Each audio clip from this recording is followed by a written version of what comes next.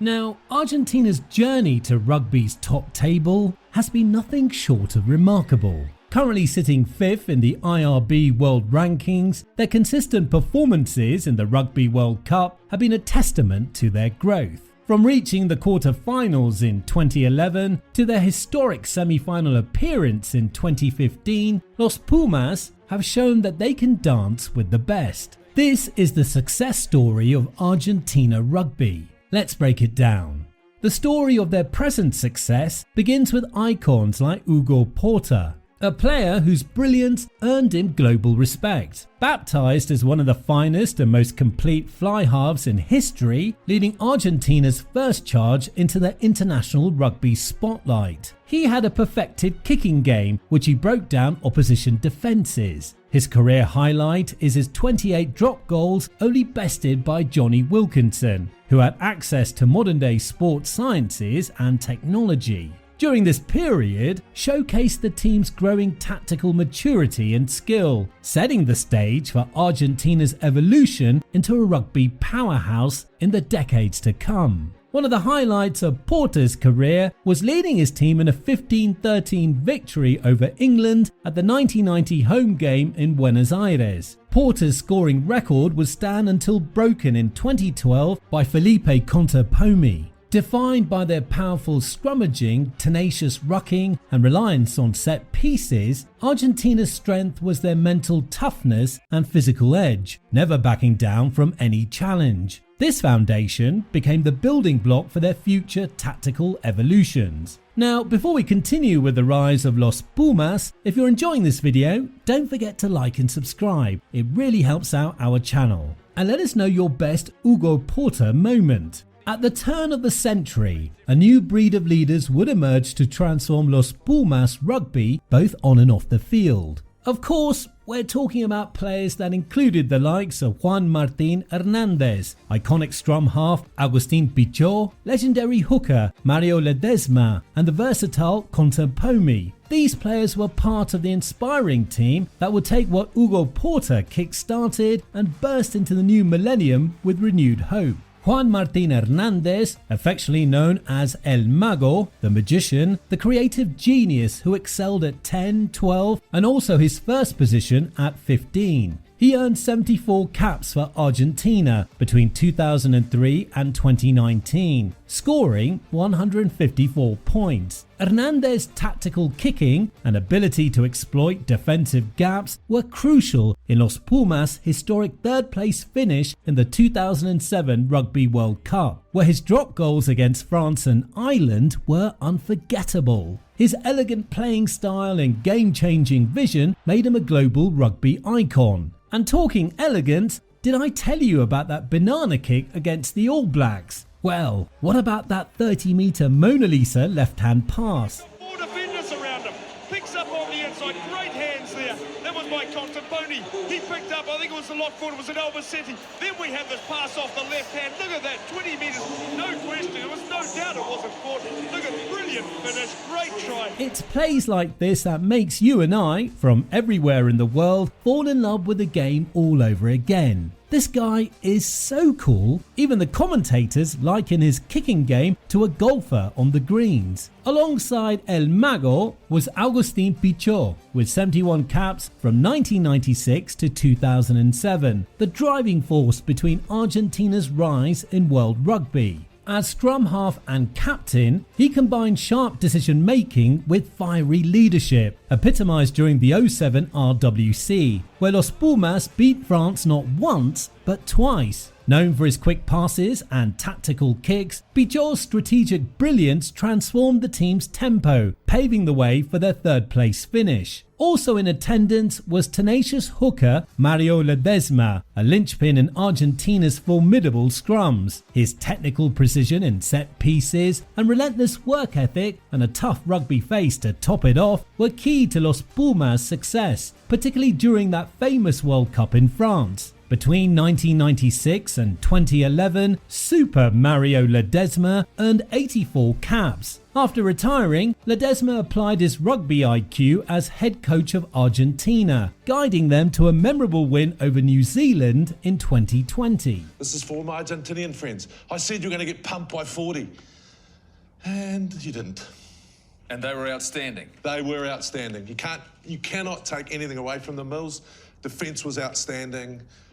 Thoroughly deserved their win, but for me, it just came out of the blue. I just was not expecting it. Another key figure during this era was Felipe Contepomi, a versatile back who played 87 times for Argentina from 1998 to 2013, amassing an enormous 651 points. Known for his calmness under pressure and pinpoint goal kicking, the former Leinster player and coach was instrumental in almost every game in which he played. Contepomi's adaptability allowed him to excel at fly half and centre, with highlights including his 31-point performance against Ireland in 2007. Recently, Juan Imhoff, the great winger from Rosario, has retired from first-class rugby, hinting he may return to play for Duendes. Imhoff had more than 250 appearances for Racing 92, scoring more than 100 tries, the most of any Argentine in top 14. One of his highlights is the glorious 2015-16 season final, where Racing 92 defeated Toulon 29-21 in front of the still world record crowd of 99,124 fans at the Camp Nou in Barcelona. To add to his legacy, in 2015, Imhoff became the only player in rugby history to score a hat-trick against South Africa, when Argentina claimed their first test win over the Springboks, defeating them 32-13 in Durban. Argentina's rugby scene has always been vibrant, with a strong pipeline of talent emerging from the grassroots to professional levels. With the Argentines playing in the Premiership, URC and Top 14, they're rubbing shoulders with the elite, showcasing their influence on the world rugby scene and bringing that winner's mentality and big gameplay back home to the Pumas. The current generation of players making their mark are the likes of Nicolas Sanchez, Pablo Matera and Juan Cruz Malia are integral to the Pumas' success, blending grit, skill and a deep understanding of the game.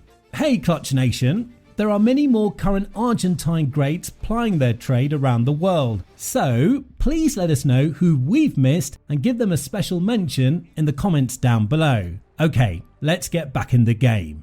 Nicolas Sanchez, the maestro fly half, has been orchestrating Argentina's backline with a surgeon's precision. With a sniper-esque kicking accuracy that hovers at the 80% mark, Sanchez has notched up over 800 test points, cementing his status as Argentina's all-time leading scorer. Flanker Pablo Matera has also made his mark as a one-man wrecking ball, consistently toppling tackle charts with a success rate north of 90%. Matera's not just a defensive dynamo, he's a turnover machine, averaging 1.5 pilfers per game. Talk about a breakdown master. Additionally, young stars like Tomás Albornoz and Elias Efrain are making waves, showing immense promise for the future of Argentine rugby. Elias plays alongside fellow countrymen Chocobares and Juan Cruz Malia at Toulouse, the most successful club in Europe, saying a lot about the quality of Argentine rugby. Malia has been lighting up the pitch with his electric pace and stepping ability. This utility back has been leaving defenders in his wake, averaging 50+ meters gained per game with ball in hand. Argentina have found themselves a real gem in Malia.